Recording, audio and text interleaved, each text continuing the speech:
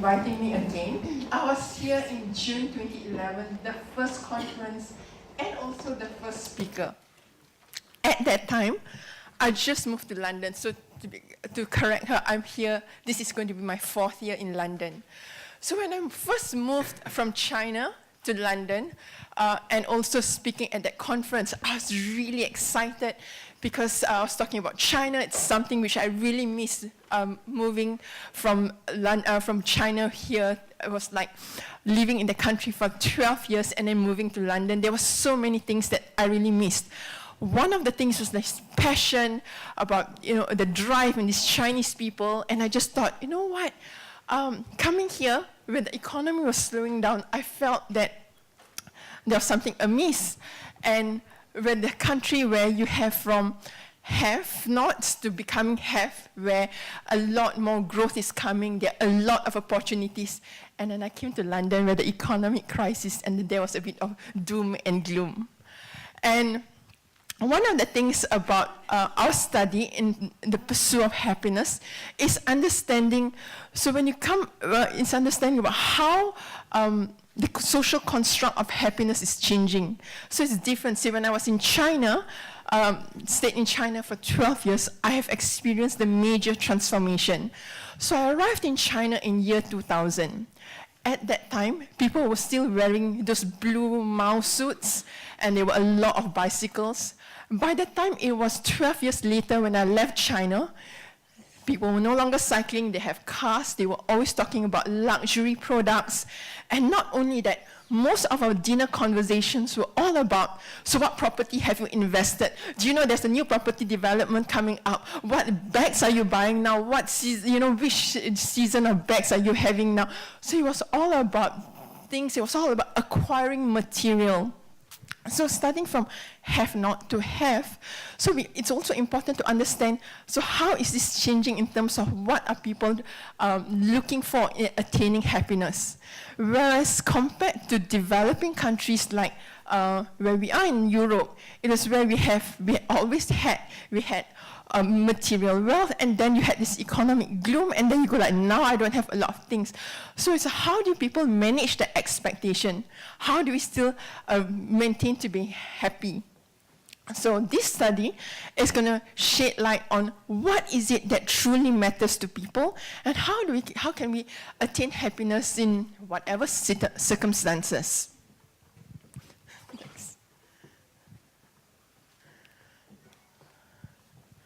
So in this session, what I want to share with you is happiness and why we studied millennials. Secondly, it's also important to understand how millennials differ from previous generations. So in this session, what I'll try to do is to just focus more on China. We've done this study globally, but then here, I'll try and do, where possible, comparisons between China and rest of the world, and also China versus the current generation and previous generations. And lastly, most importantly for you would be, so how can I play a part in your consumer's attainment of happiness? We're not talking about go and sell happy. We're not about this, self-help guru, coach who's going to teach you about happiness. But in their consumer's pursuit of happiness, what are the real things we can do to help them, to facilitate them in that attainment of their happiness? So in terms of happiness in millennials, what's important is to understand why, firstly, to look at what is it that they find truly fulfilling and meaningful in their lives. Because you know what, we can always be chasing a lot of things, material wealth, but what is it that keeps us focused? What is it that's really important? Why do we want to study millennials? It's because so we define millennials as those people who tend to be adults at the beginning of the millennium. So generally, those people who are born from 1982 to 1994. So it's looking at people from 18 years and above. So what's really important for this millennial generation is, when we are young, it's all about us, me, myself, and I. When we are younger, it was all about how do I please my parents, how do I please the older people. And when we get older, when we have our own families, it's all about how do I have this, I've got more dependents, I've got to keep them happy. But at this stage, it's all about me, myself, and I, and 80% of our defining moments or key moments in our life is around this age. Our first job, we just get into school, our first job, getting married, first relationship. So these are important moments in our life. And then we did this study covering 10 countries, some overall, both developing and developed countries, and then it was interviewing close to 6,000 people. So getting up close and personal with millennials, it's really important to just chat with them in their most comfortable environment. And we know social media is where they spend their lives, most of their time engaging with other people. So then what we did was we had a boudoir session where it's a social community where we get to speak with this and converse with these people, having these really great personal discussions with them over a period of 1 week to understand what is it that's important in your life, what is it that's really truly essential, what is it that's meaningful, and what is it that makes you really happy, and how do you go about structuring your life to attain that happiness. We also validated the study with Quant Study.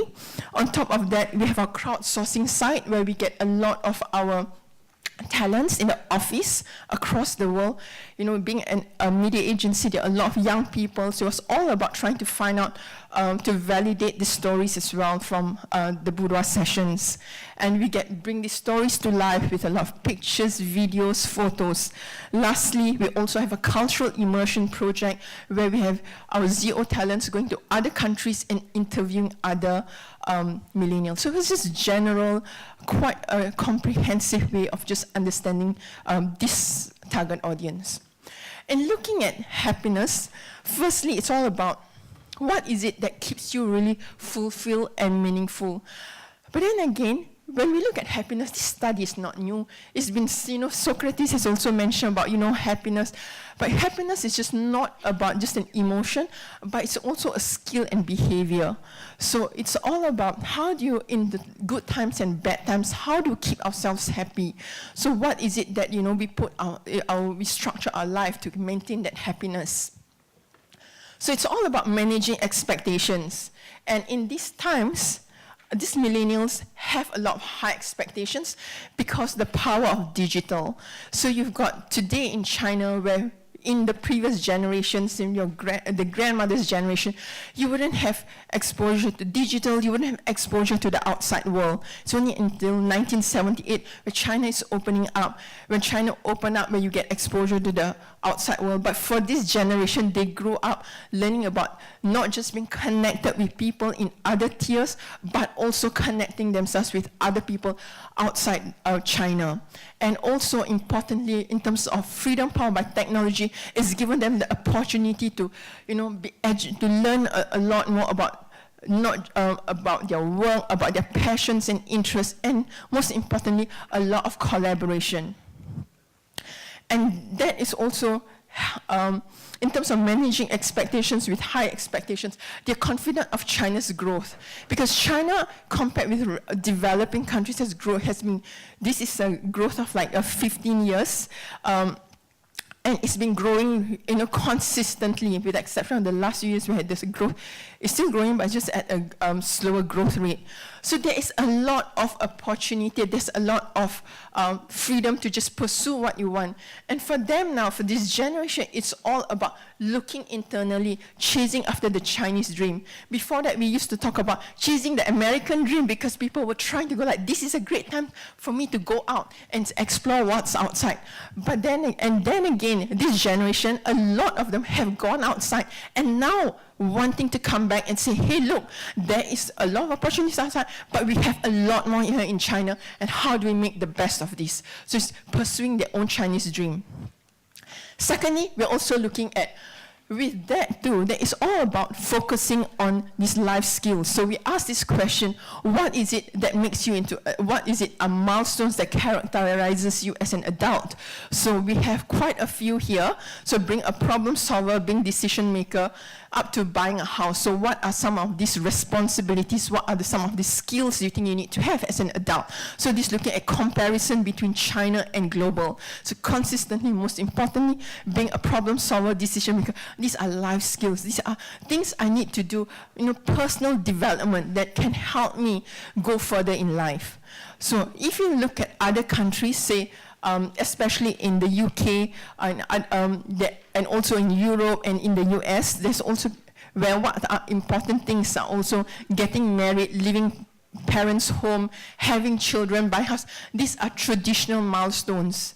But for this group of people, for this young generation in China, it's all about getting that personal skills right, develop myself, get a good career, have that money, build my good quality of life. And then secondly, we wanted to look at how is this going to help them with all these life skills, developing themselves. So there is a wealth to feed their consumerist appetite. So compared to developing countries, where we know we had all this opportunity to acquire wealth, acquire material goods, where now there is this democratization of commodities. But for China, especially if we're looking at the lower tier cities like second, third tier, fourth tier cities, there is the appetite for consumerism, appetites to learn about new brands, appetites to help me, lead a better life and better quality of life with this accumulation of material goods. So for them, compared to the rest of the world, they are still bigger spenders to try and acquire materials. And then in other countries, it's all about gaining experiences, because gaining experiences is where you where you can share and have that social value. Whereas for gaining material in some of these developing countries is also about impressing people with luxury products. But then now we've gone beyond that. We want to gain those experiences. So this is just a starting for China, where they're developing that consumerist appetite. And in some of the first and second tier cities like Shanghai, they are also becoming well-traveled consumers. Now, what's different about millennials in terms of their happiness? So this is a happiness framework where we look at, it's actually both areas that you need to have in terms of happiness. It's that freedom, being able to free to do whatever I want, and most importantly, tap on my potential, being able to express myself. What is, at this stage where we mentioned 80% of their life is all about their identity, where it's defining moments in their life. So it's about creating the identity. What is my self-expression? What am I going to be like? And how do I want to position myself? But then, and also compared with the other generations, when now we have got more freedom from millennials, they have digital, they have all these opportunities, but it's also important to rein themselves to have that control in life, because control is important to help them attain that happiness with a lot more being adaptable and being self-reliant. Another thing about having control compared to the previous generation is that, during our parents' time, or like my parents' time, it's all about how do we break away from this government, how do we break away from all these controls.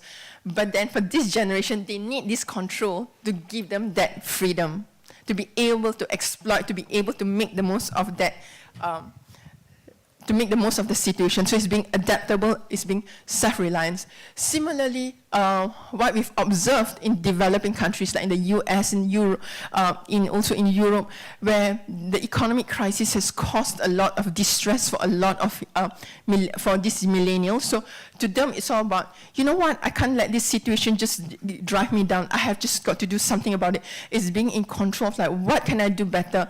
How do I adapt myself? How do I calibrate my mental strength and also energy to channel it to in the right way to make the best in these circumstances. So in terms of fulfilling my life potential, for Chinese, it's all about, and also for all millennials, it's all about how do I make the best of my potential? And there is a lot of more opportunities compared to their parents' generation. Secondly, approaching work in a new way. We used to, our parents' generation, it's all about get that money, it's only a job, get that money, and provide for the family. But for millennials, it's all an extension of myself. So the work is very much a part of me, and it's my identity. So Therefore, it holds a different meaning because it's also a lot more emotional for them, is to develop themselves and make the best of that position.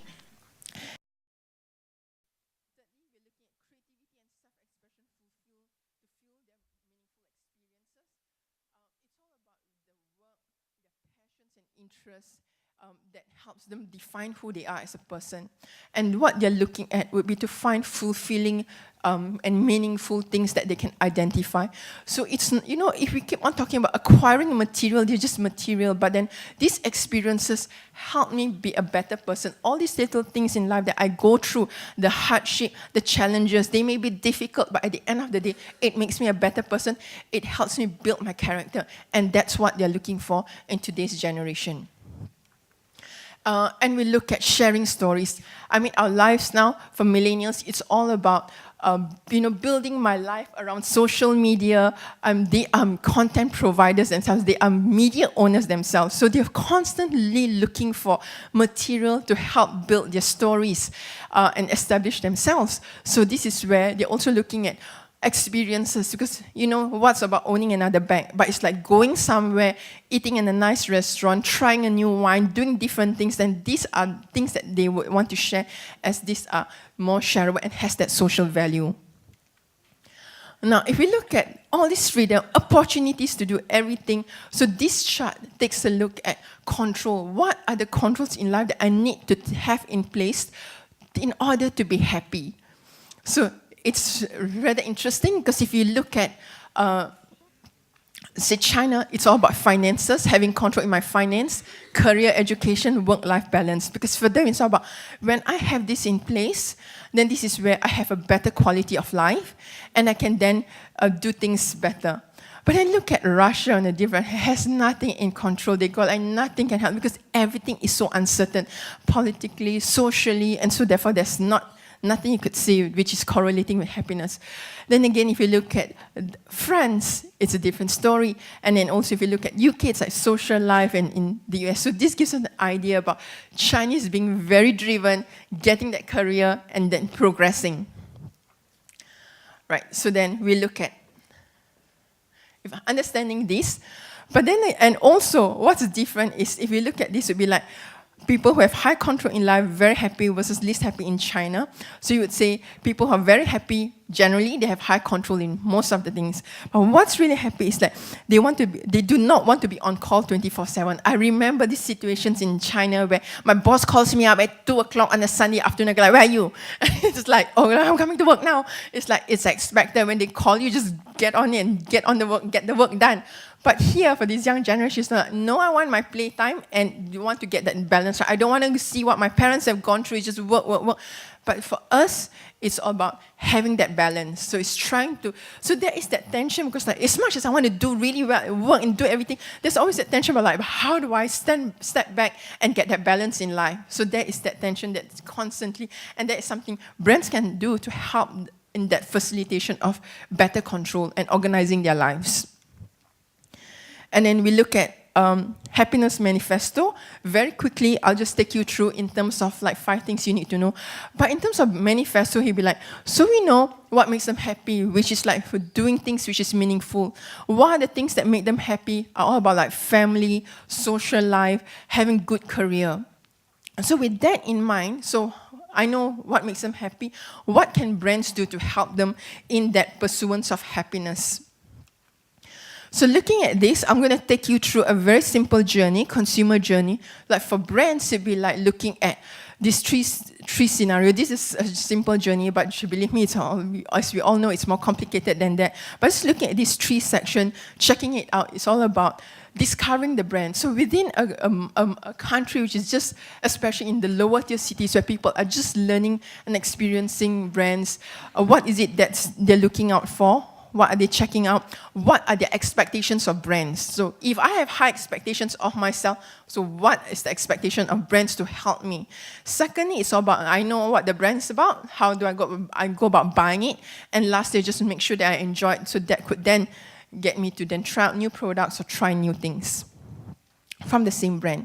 So looking at checking out, now, this is where we start looking at what brands need to deliver. So in here, and this is also applicable for the rest of the world, is that today, consumers have high expectations of brands. They read a lot from online. They know what brands stand for. It's important for them to have a purpose. What does this brand mean? What are they serving? What role are they playing? So in this case, it's like, I really love Canon because it helps me record happy moments in my life. So it's just not a camera, but it records my happy moments. Amazon is great because of their incessant drive for customer service, real cool innovation. So they want brands that they identify with, so especially they sort of look up to technology brands because these are fast progressing, it's constantly changing, there's a lot of innovation. So that's what they're looking at. Brands that have purpose in my life. Be genuinely useful, high expectations for customer service. What is it that you're offering me? How can you help me, when I call, be able to deliver? In this case, they look at favorite brands, Adidas, all innovative, have their own personality because of its Apple, because of its innovative technology. So they're looking at, there is that meaning. You do play a role in my life and you have a purpose and you're useful. Just looking at buying it. So I know these things that's really important, and I want to look for all these experiences. What is it that is, how do I manage my money? Because we wanted to understand in developing countries and developed countries, for this group of people, it's just first entry to their first job. There's always thing about, now, how do I manage my finances? And so this question was asked about roughly what percentage of your monthly income after tax you spend on the following. And if you look at China, they are able to straight up there, yellow line, it's all less paying for fixed bills because they live with, a lot of them still live with their parents, and so they have more disposable income compared to the other counterparts where they can spend more. So spending on luxury products, similar with UAE, these are the two countries we've observed that are still willing to pay more for luxury products. And then definitely saving.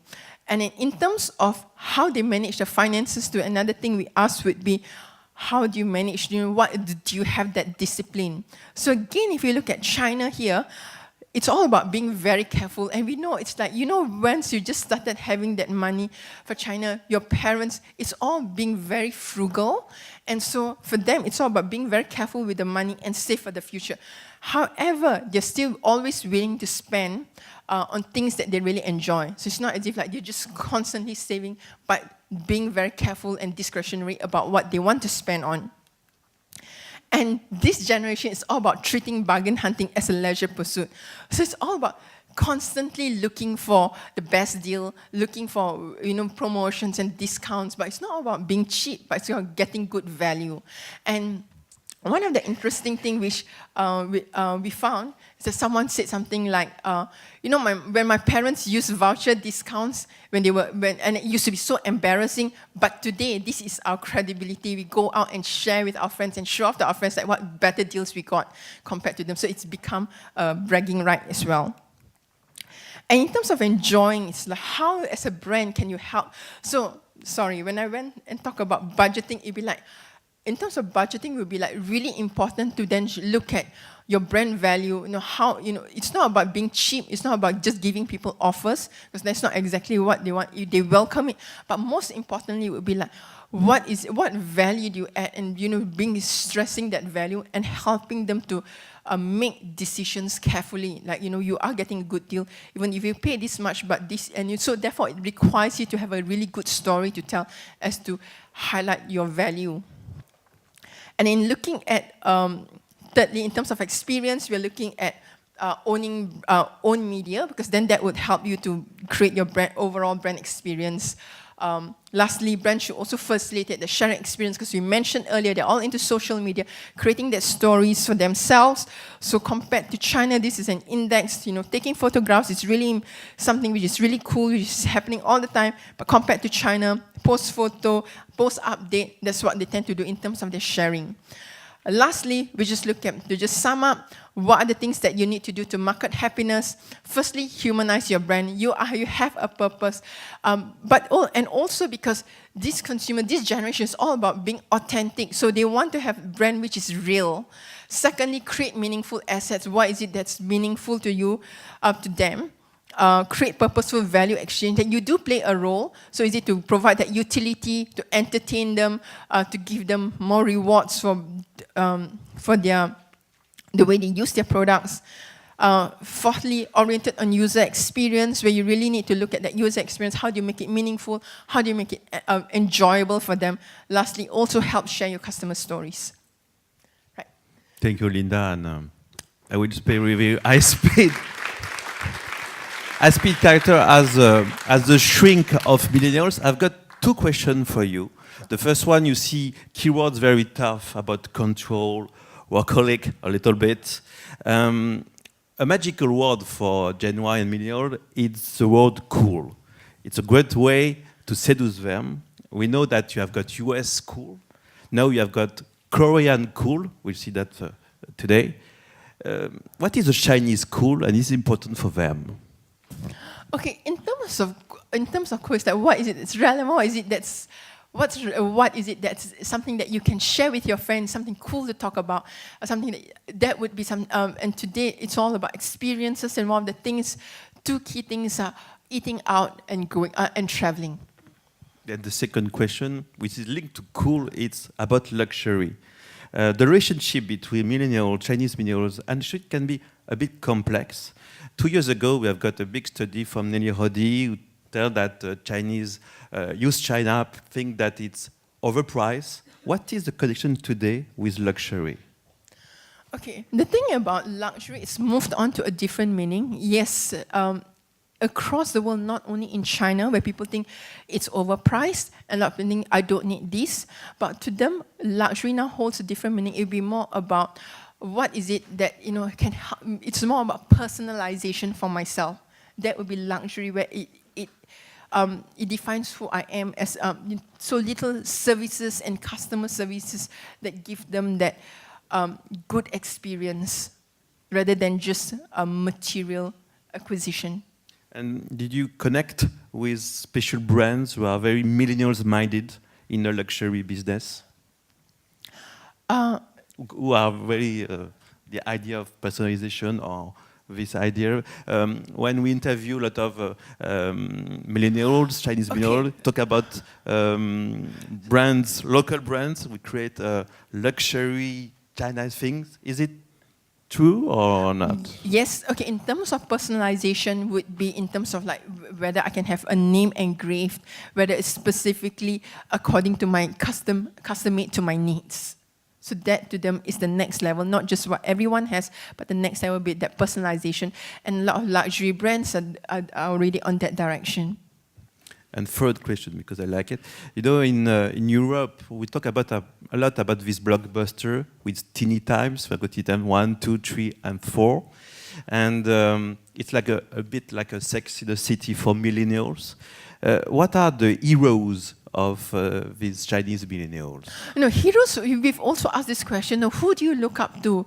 And before we thought, must be some big personality. Now, of course, you look at these young people like Mac, all these people have done really well in this digital, like Facebook, Mac Zuckerberg. And but then what is also their heroes are people, their peers, people who've made it, people who dare to take the risk.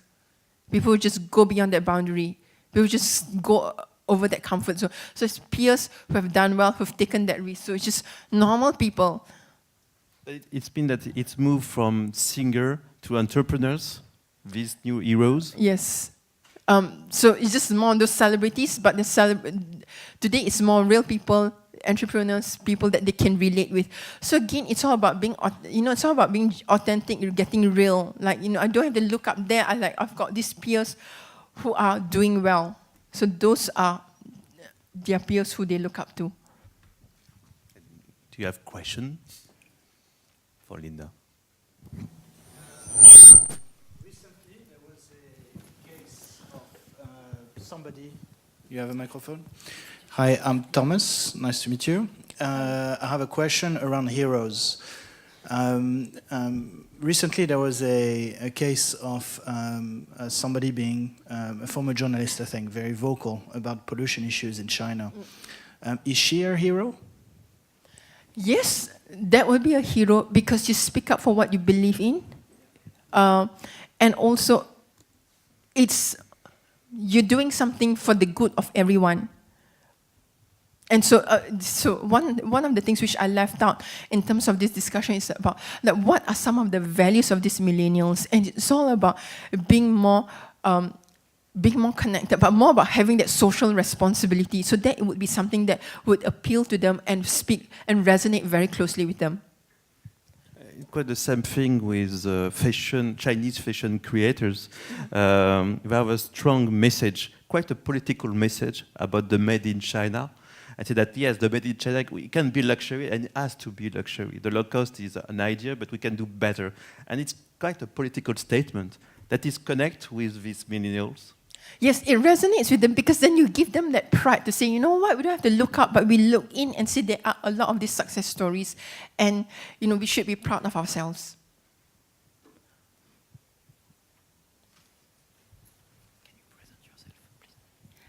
Thank you. I am a reporter from Beijing Review magazine. So I have a question. In China, we usually classify consumers as in people who are born in the 1980s, people who are born in the 1990s. But here you define them as millennia. According to your definition, people who are born in from 1982 to 1994. So will this kind of different classification of consumers lead to different results of the study of their consumption habits? When we look at our study is from those who turn adults in millennials, so it's those born 1982 to 90. So you were referring to those born in the 80s. It's quite similar because it's the same. You're born around that era, and it's also the first generation of the little emperors. Sorry, but in China, we know that people who are born in the 1980s and people who are born in the 1990s, There's slight difference. They are very different. Yes. They have very different personalities and consumption habits. Okay. Can you elaborate on that? Yes. Those in the 1980s is the first generation of little emperors. So there's also a lot of exposure in terms of goods. Whereas and so this is the first generation of with the consumption power, and then so therefore they are just constantly looking at new things, experimenting. Whereas 1990s, they have seen what and it's also about parents' expectation, a lot about social needs. Whereas for 1990s, it's moving the next level where it's all about slightly more about me, myself, and I. So it's also where they're also a lot more voice, I would say, more reinforcing of themselves. And it's our definition of generation. Generation is 20 years for us. Huh? Yes.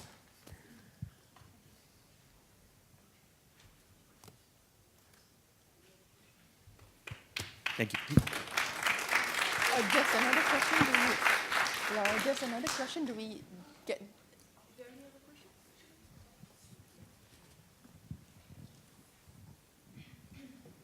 Thank you. So I just have one question about one of the points you mentioned before, which was pretty interesting to me, specifically about personalization. So I was thinking whether you had any specific examples in mind, not only referring to Western brands, but even Chinese brands. If there is someone that is doing really a great job according to you, like the top class personalization experience, both looking at products as well as services, since you mentioned really a customized and tailor-made approach also with customer service. Okay, we've just done a 2015 trends. We've just done a 2015 trends on personalization, bearing in mind most of these millennials, it's catered for all these millennials. Looking at personalization, two things that when people look at. One is that how does this personalization help me express myself better? Secondly, personalization in terms of how do your features help me to two things, sorry. First thing is all about expressing myself, my identity, so personalization me differently, so that's customization. For example, Burberry, who then have this, in my head now think about having your name or creating your own Nike where you can create your own shoes, your own color. So that is definitely me. Secondly, in terms of personalization, it's all about how do you help me organize my life better. So that's more utility driven. So what I can do is I can share with you due to time, what I can do is share with you our trends, all about what brands have done to help, to be able to help personalize and be able to connect with millennials a lot better in terms of personalization. So anyone who wants that trend report, come and look for me. I will be able to share with you everything you need to know on the digital trends relating to personalization in targeting millennials. And I think also it's a big challenge for luxury brands, but for all millennials, to pass to the bespoke culture to the bespoke culture, which are quite different and more about hearing. But it's other than just customized deals. But it's just gone beyond that. It's like, how do you help me be able to help me develop my taste? So it's like helping me create my taste for like restaurants, where to eat, where to drink, for example, what to travel. How do you make it personalized? For example, KLM was that my travel map, where you have where you want to go, and then you get people to invite you to help share what are the things that you can do in that trip. So it's helping you personalize your own trip, for example. But there's a lot more. Come and speak. I'll share with you that report. Thank you very much.